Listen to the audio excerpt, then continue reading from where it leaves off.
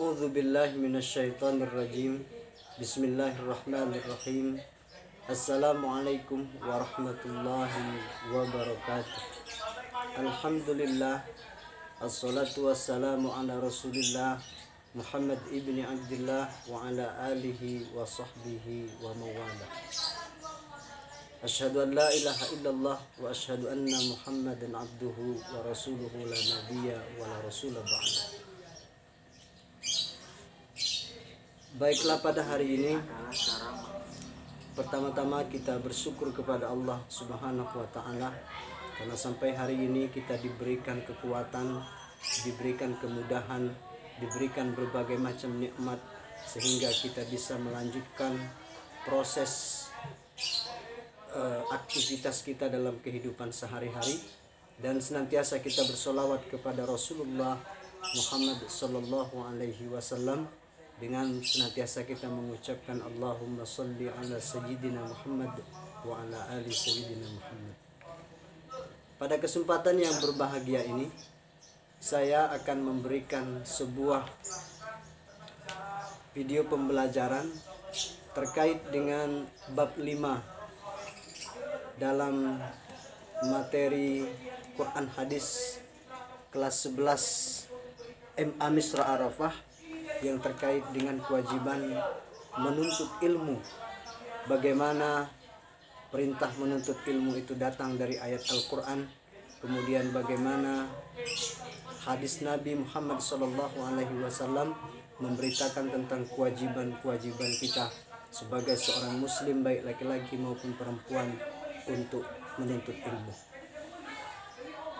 Nantinya dalam video ini saya akan menyampaikan ayat Al-Quran, Quran Surat At-Taubah ayat 122, kemudian dilanjutkan dengan nantinya Quran Surat Al-Mujadalah ayat 11, dan satu buah hadis Nabi terkait dengan kewajiban menuntut ilmu yang diriwayatkan oleh Imam Ibnu Majah. Mudah-mudahan Allah Subhanahu wa taala merahmati kita semua. Amin ya rabbal alamin. Baik, kita mulai dari kewajiban menuntut ilmu kelas 11 MA Misra Arafah, Kota Lubuk Linggau. Adapun kompetensi dasar dari materi ini, bab 5 ini, 1.5 itu menghayati nilai-nilai keilmuan, 2.5 menunjukkan sikap semangat menuntut ilmu dan menyampaikannya kepada sesama. Kemudian memahami ayat-ayat Al-Quran dan hadis tentang kewajiban menuntut ilmu. Setelah itu menghafalkan arti perkata ayat-ayat Al-Quran tentang semangat menuntut ilmu. Selanjutnya tujuan pembelajaran dari materi ini. Yang pertama, menjelaskan kewajiban menuntut ilmu menurut Al-Quran. Kemudian menjelaskan kewajiban menuntut ilmu menurut hadis Nabi SAW. Kemudian yang ketiga, menyebutkan keutamaan orang yang menuntut ilmu dan menyampaikannya. Dan yang terakhir, hafal ayat Al-Quran dan hadis tentang semangat menuntut ilmu beserta artinya. Anak-anak sekalian, dalam Islam ilmu itu sangatlah penting karena menuntut ilmu sama dengan beribadah dan bertasbih. Bahkan ilmu dapat menjadi model amal yang mengalir terus-menerus pahalanya bagi orang yang mengajarkannya kepada orang lain. Betapa tidak, dengan ilmu meskipun dalam kesunyian, seseorang dapat terus mengembangkan diri dan bercengkrama dengan pikiran dan penelitian bagi orang yang berilmu. Bagi orang yang berilmu tidak ada hari yang sunyi, karena ilmu adalah teman sejati yang tidak terpisahkan dari dirinya.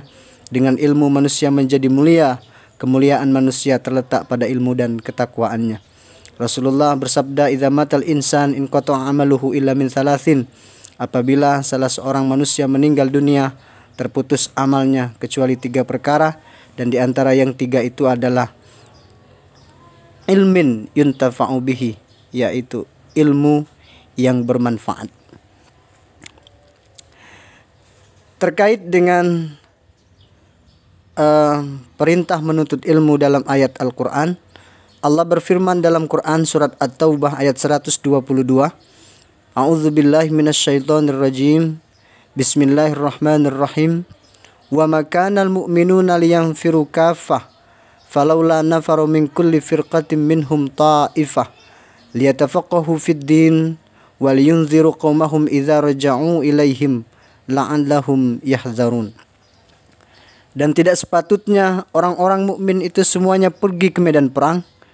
Mengapa sebagian dari mereka dari setiap golongan di antara mereka tidak pergi untuk memperdalam pengetahuan agama dan untuk memberi peringatan kepada kaumnya apabila mereka telah kembali agar mereka dapat menjaga dirinya. Demikianlah kira-kira terjemahan dari Quran surat At-Taubah ayat 122 ini. Dari beberapa kata dapat kita ambil beberapa contoh makna perkata dari ayat tersebut. Di antaranya liyanfiru, pergi, berasal dari kata nafaro yanfiru, pergi. Kemudian kafah artinya semua atau sempurna. Kemudian firqah itu adalah golongan kecil. Kemudian yatafaqahu, li untuk tafaqah, yatafaqah adalah memperdalam atau memahami. Wal yunziru, anzara yunziru, memberikan peringatan. Yahzarun artinya mereka dapat menjaga diri. Anak-anakku sekalian, asbabun nuzul dari ayat ini diriwayatkan oleh Ibnu Abi Hatim dari Ikrimah bahwa ketika turun ayat, jika kami tidak berangkat untuk berperang, niscaya Allah akan menghukum kamu dengan azab yang pedih, atau ayat 39. Padahal pada waktu itu sejumlah orang tidak ikut pergi ke medan perang karena sedang berada di padang pasir untuk mengajar agama kepada kaum mereka. Kondisi ini kemudian dimanfaatkan oleh orang-orang munafik. Bahkan ada di antara mereka yang mengatakan ada beberapa orang di padang pasir tinggal, tidak berperang, tidak berangkat berperang. Maka mereka mengatakan celakalah orang-orang yang ada di padang pasir itu. Maksudnya orang-orang yang tidak berangkat dan tidak pergi berperang itu. Menanggapi tanggapan dari orang-orang munafik ini, maka turunlah ayat Quran surat At-Taubah sebagaimana yang telah saya bacakan di atas tadi. Dalam ayat ini Allah Subhanahu wa taala menerangkan bahwa tidak perlu semua orang mukmin berangkat ke medan perang bila peperangan itu dapat dilakukan oleh sebagian kaum muslimin saja. Namun harus ada pembagian tugas dalam masyarakat. Sebagian berangkat ke medan perang karena memang panggilan jihad itu adalah wajib. Namun sebagian yang lain itu harus bertekun menuntut ilmu, mendalami ilmu agama supaya ajaran-ajaran agama itu dapat diajarkan dengan baik. Dari sini kita bisa melihat keseimbangan dalam ajaran Islam itu, bahwa kita harus berbagi dalam peran kita dalam kehidupan ini. Ada orang yang bertugas, mereka mengangkat pedang, mengangkat senjata ketika panggilan jihad untuk berperang terhadap orang-orang yang mengganggu ketentraman umat Islam. Tapi di sisi lain juga harus ada orang yang bersedia meluangkan waktu mereka untuk memperdalam ilmu agama, yang kemudian dengan ilmu itu nanti akan diajarkan kepada kaum-kaum mereka ketika mereka kembali ke kampung-kampung halaman mereka. Anak-anak yang berbahagia, selanjutnya terkait keutamaan orang yang menuntut ilmu, Allah berfirman dalam Quran surat Al-Mujadalah ayat 11, A'udzubillahi minasyaitonirrajim. Bismillahirrahmanirrahim. Ya ayyuhalladzina amanu idza qila lakum tafassahu fil majalis fafsahu yafsahillahu lakum wa idza qila anshuzu fanshuzu yarfa'illahu alladzina amanu minkum walladzina utul ilma darajat wallahu bima ta'maluna khabir. Kata Allah, wahai orang-orang yang beriman, apabila dikatakan kepadamu berilah kelapangan di dalam majlis-majlis, maka lapangkanlah. Niscaya Allah akan memberikan kelapangan untukmu. Dan apabila dikatakan berdirilah kamu, maka berdirilah. Niscaya Allah akan mengangkat derajat orang-orang yang beriman di antaramu dan orang-orang yang diberi ilmu pengetahuan beberapa derajat. Dan Allah Maha teliti atas apa yang kamu kerjakan. Anak-anakku sekalian, ayat ini diturunkan pada hari Jumat ketika Rasulullah Shallallahu Alaihi Wasallam berada di satu tempat yang sempit, dan menjadi kebiasaan bagi beliau memberikan tempat khusus buat para sahabat yang terlibat dalam perang Badar. Hal ini mengingat besarnya jasa mereka. Ketika majelis tengah berlangsung, datanglah beberapa orang sahabat lain yang mengikuti perang Badar. Kemudian datang pula sahabat yang lainnya. Nah, mereka yang baru datang ini memberikan salam, dan Rasul beserta sahabat menjawab salam tersebut. Tetapi mereka yang datang lebih dahulu tidak bergeser sedikit pun dari tempat duduknya, sehingga mereka yang datang kemudian itu terus berdiri. Maka Nabi memerintahkan kepada para sahabat lain untuk tidak terlibat dalam perang Badar, untuk mengambil tempat lain agar para sahabat yang berjasa itu duduk dekat Nabi Shallallahu Alaihi Wasallam. Nah, perintah Nabi itu kemudian mengecilkan hati mereka yang disuruh berdiri. Dan ini lagi-lagi digunakan oleh kaum munafik untuk memecah belah orang-orang yang beriman. Apa kata mereka? Katanya Muhammad berlaku adil, tetapi ternyata tidak. Nabi Shallallahu Alaihi Wasallam yang mendengar kritik itu bersabda, Allah merahmati siapa yang memberi kelapangan bagi saudaranya. Maka orang-orang beriman segera menyambut tuntunan Nabi, dan ayat di atas turun untuk mengukuhkan perintah dan sabda Nabi itu. Jadi turunnya Quran surat Al-Mujadalah ini jadi dilatar belakangi dengan hal-hal yang saya sebutkan tadi. Jadi ini merupakan asbabun nuzul dari Quran surat Al-Mujadalah ayat 11. Anak-anakku yang dimuliakan Allah, orang beriman, orang berilmu pengetahuan, dia menunjukkan sikap yang arif dan bijaksana. Iman dan ilmu tersebut akan membuat orang mantap dan menjadi kepribadian yang agung. Ini berarti pada ayat tersebut membagi kaum beriman pada dua kelompok besar. Yang pertama sekedar beriman dan beramal saleh, dan yang kedua beriman dan beramal soleh serta memiliki pengetahuan. Derajat kelompok yang kedua ini itu menjadi lebih tinggi, bukan saja karena nilai ilmu yang disandangnya, tetapi juga amal dan pengajarannya kepada pihak lain, baik secara lisan, tulisan, maupun dengan keteladanan. Jadi sampai sini kita bisa mengetahui bahwa benar-benar Allah menempatkan orang-orang yang berilmu, orang-orang yang beriman dan memiliki ilmu pengetahuan itu pada tempat yang tinggi. Bukan hanya di dunia saja, melainkan juga nanti insya Allah di akhirat kelak.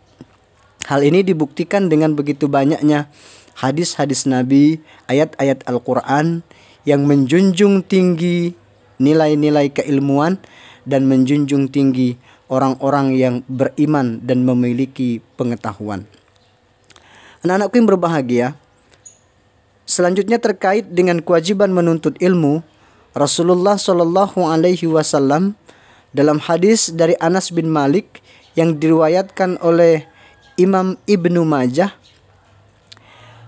Rasulullah bersabda, Haddatsana Hisham ibnu Ammar qala haddatsana Hafs ibnu Sulaiman qala haddatsana Katsir ibnu Sinzir an Muhammad bin Sirin an Anas bin Malik qala Rasulullah sallallahu alaihi wasallam talabul ilmi fariidatun ala kulli muslimin wa wadi'ul ilmi 'inda ghairi ahlihi kamuqallidil khanazir al-jawhara wal lu'lu'a wal dhahab.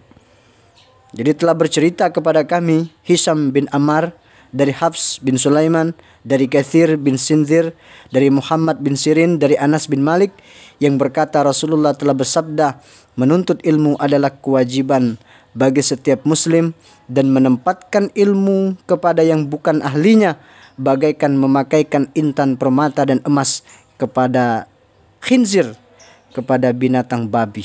Hadis riwayat Ibnu Majah. Anak-anak yang dimuliakan Allah, perlu kiranya diperjelas bahwa hukum menuntut ilmu itu berbeda-beda, tergantung kondisi setiap orangnya. Umpamanya hukum mencari ilmu syar'i adalah fardu kifayah. Apabila sudah ada orang yang mempelajarinya, maka bagi yang lainnya hukumnya menjadi sunnah. Terkadang hukum mencari ilmu ini juga menjadi fardu ain bagi manusia. Batasannya adalah apabila seseorang akan melaksanakan ibadah atau mengerjakan muamalah, maka dia wajib mengetahui bagaimana cara ibadah dan melaksanakan muamalah tersebut. Seperti tata cara mengerjakan sholat, karena sholat merupakan fardu ain dan menegakkan sholat wajib dengan ilmu, maka hukum menuntut ilmu terkait dengan sholat, gerakan, bacaan dan lain sebagainya itu menjadi fardu ain. Adapun ilmu yang lainnya yang tidak akan dilakukan saat itu, maka tetaplah hukumnya fardu kifayah. Oleh karena itu setiap pencari ilmu harus menyadari bahwa dirinya sedang melaksanakan amalan fardu kifayah ketika mencari ilmu, agar dia memperoleh pahala mengerjakan yang fardu sembari memperoleh ilmu. Dari ayat-ayat yang disampaikan di atas, dari kandungan Quran Surat At-Taubah ayat 122 dapat disimpulkan yang pertama, kewajiban manusia untuk belajar dan mengajarkan ilmu, khususnya ilmu agama.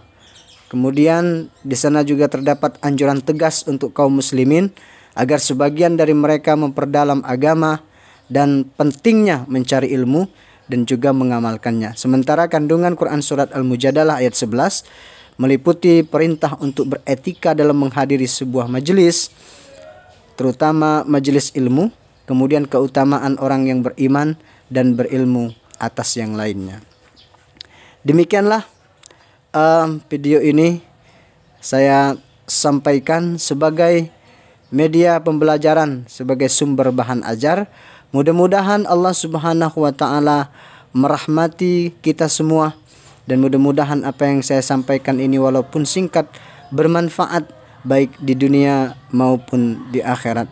Kita tutup pertemuan ini dengan mengucapkan doa kafaratul majlis.